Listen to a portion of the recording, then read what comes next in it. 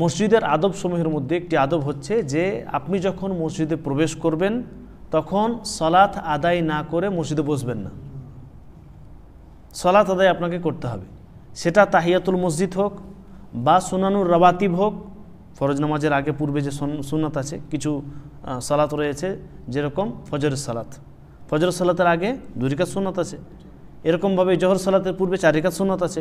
তো এই সুন্নাত পড়া হোক বা তাহিয়াতুল মসজিদ হোক বা ফরজ নামাজ হোক, প্রবেশ করেছেন, ফরজ নামাজ দাঁড়িয়ে আছে, তার মানে সালাত আদায় না করে আপনি মসজিদে বসবেন না। এটা হচ্ছে মসজিদের একটি আদব। আপনি মসজিদে যখনই প্রবেশ করলেন তখনই আপনি সালাত আদায় করবেন, সেটা তাহিয়াতুল মসজিদ হোক, সেটা সুন্নত নামাজ মানে ফরজ নামাজের পূর্বে যেগুলো সুনানুর রাওয়াতিব আছে, সুন্নত মুআক্কাদা, সেগুলো হোক বা ফরজ নামাজ। এটা হচ্ছে আদব। তাহিয়াতুল মসজিদ সম্পর্কে আল্লাহ রাসূল সাল্লাল্লাহু আলাইহি ওয়াসাল্লামের যে হাদিসটি রয়েছে সেটি হচ্ছে, আল্লাহ রাসূল সাল্লাল্লাহু আলাইহি ওয়াসাল্লাম তিনি বলেন, ইদা দাখালা আহাদুকুমুল মসজিদা ফালা ইয়াজলিস হাত্তা ইউসাল্লি রাকাতাইন বা হাত্তা ইয়ারকাউ রাকাতাইন।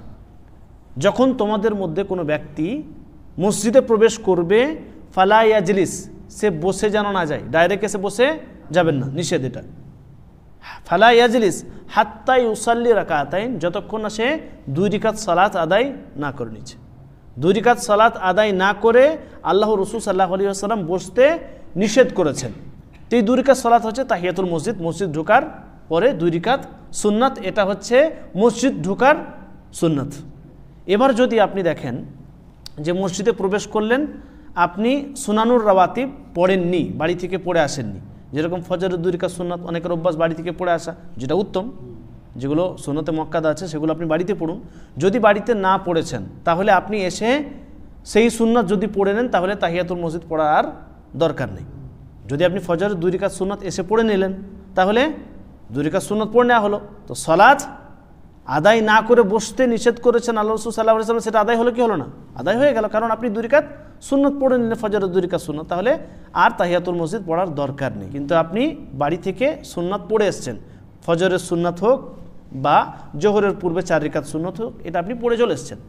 পড়ে এসেছেন, এখন সময় আছে 10 মিনিট 15 মিনিট জামাত দাঁড় হতে, জামাত শুরু হতে এখনও পর্যন্ত 10 মিনিট দেরি আছে, তখন আপনি কি করবেন? তখন কি বসে যাবেন?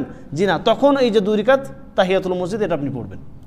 মসজিদে প্রবেশ করলেন, দেখছেন যে এখনও পর্যন্ত জামাত শুরু হতে দেরি আছে, সময় আছে, তাহলে আপনি 2 রাকাত সুন্নাত পড়বেন, এটা হচ্ছে তাহিয়াতুল মসজিদ, তারপর আপনি বসবেন। বোঝা গেল? তাহলে তাহিয়াতুল মসজিদটা কখন আমরা পড়লাম?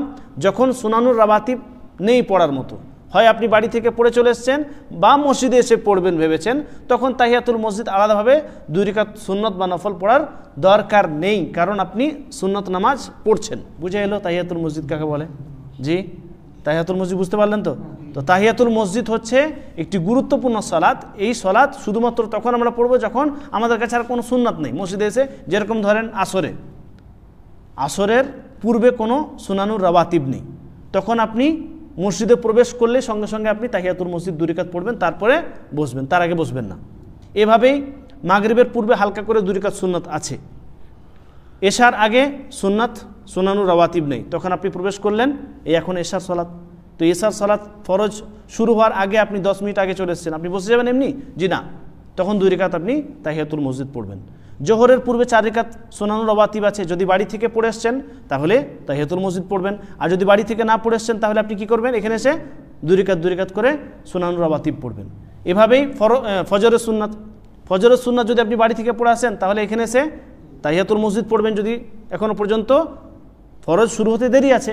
আর যদি না পড়ে এসেছেন তাহলে এখানে এসে সুনানুর রাওয়াতিব পড়বেন, তাহলে আর তাহিয়াতুল মসজিদ পড়ার দরকার নেই। আল্লাহ তাআলা আমাদের সকলকেই কোরআন হাদিসের উপর আমল করার তৌফিক দান করুন। আমিন। তাকাব্বাল ইয়া রাব্বিল আলামিন।